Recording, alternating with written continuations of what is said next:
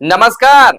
मैं हूं सुनील और आप इस समय देखना शुरू कर चुके हैं अपना खास कार्यक्रम खबर बिहार। खबर बिहार में बातें करते हैं, बिहार की खबरें होती है बिहार की खबरों के साथ साथ देश दुनिया में क्या कुछ चल रहा है तमाम खबरों से हम आपको कराते हैं अपडेट। आज है 25 नवंबर 2024, दिन सोमवार। आइए जानते हैं 25 नवंबर की 25 बड़ी खबरों को।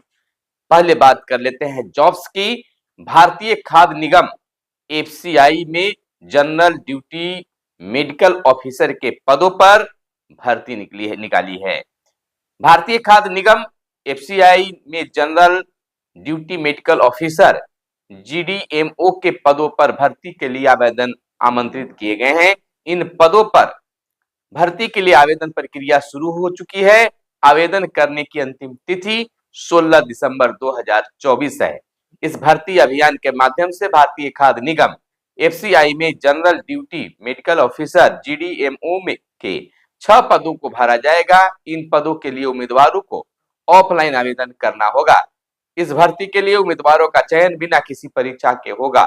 चयन सीधे इंटरव्यू के जरिए किया जाएगा। भारतीय खाद्य निगम की यह भर्ती रिटायर्ड डॉक्टर्स के लिए है जिन्हें बतौर जीडीएमओ सिलेक्ट किया जाएगा।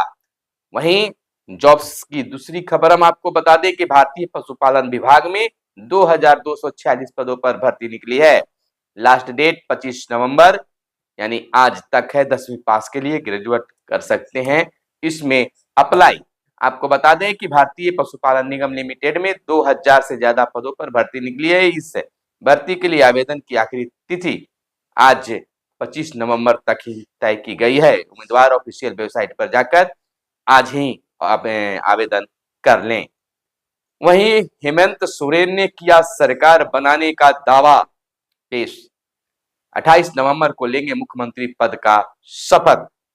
तो झारखंड में हेमंत सोरेन की सरकार बनने जा रही है। झारखंड में एक बार फिर सत्ता की चाबी हासिल करने के बाद हेमंत सोरेन 28 नवंबर को मुख्यमंत्री पद की शपथ ले सकते हैं।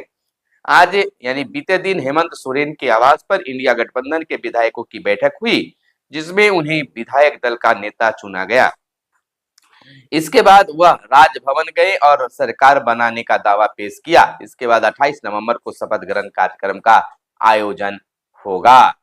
इधर बिहार के युवाओं के लिए खुशखबरी है। इस विभाग में बम्पर बहाली आप कर सकते हैं आवेदन। बिहार विधानसभा चुनाव होने में अब कुछ ही महीने बचे हुए हैं।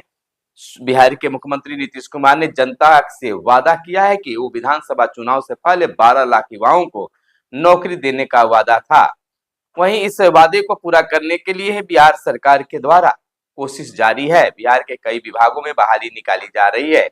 इसी कड़ी में बिहार सरकार ने पंचायती राज विभाग में बड़े पैमाने पर बहाली करने जा रही है।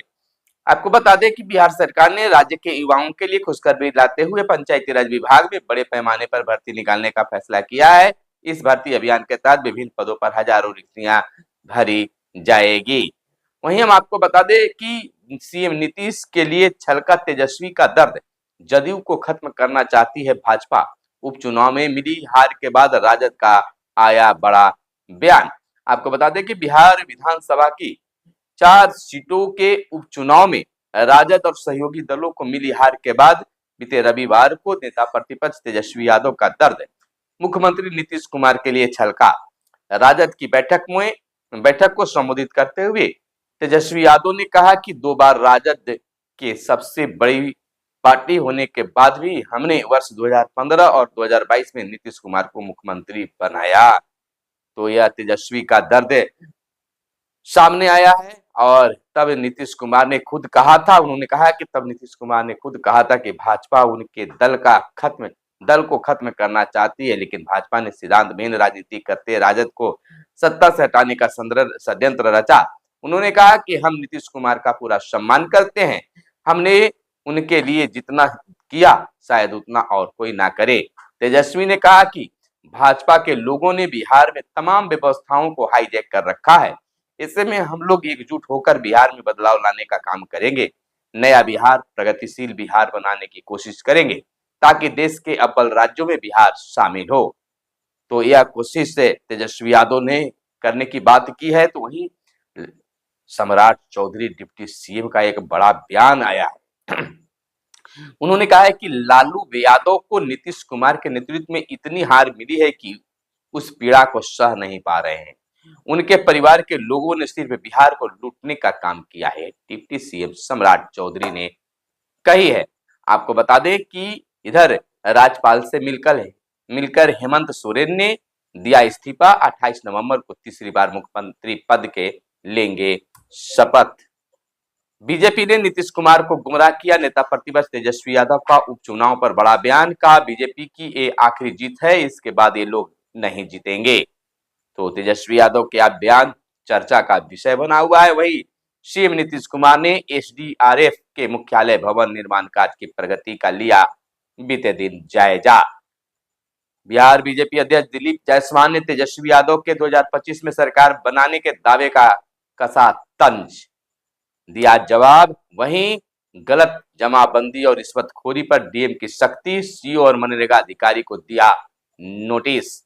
आपको बता दें कि पटना डीएम डॉक्टर चंद्रशेखर ने बिहार लोक शिकायत निवारण अधिनियम के तहत द्वितीय अपीलीय शिकायत की सुनवाई की और उसका निपटारा किया। सुनवाई में फुलवारीशरीफ के सीओ को गलत जमाबंदी करने और विक्रमगंज के प्रखंड कार्यक्रम पदाधिकारी मनरेगा को मनरेगा योजना में अनियमितता बरतने के लिए कारण बताओ नोटिस जारी किया है।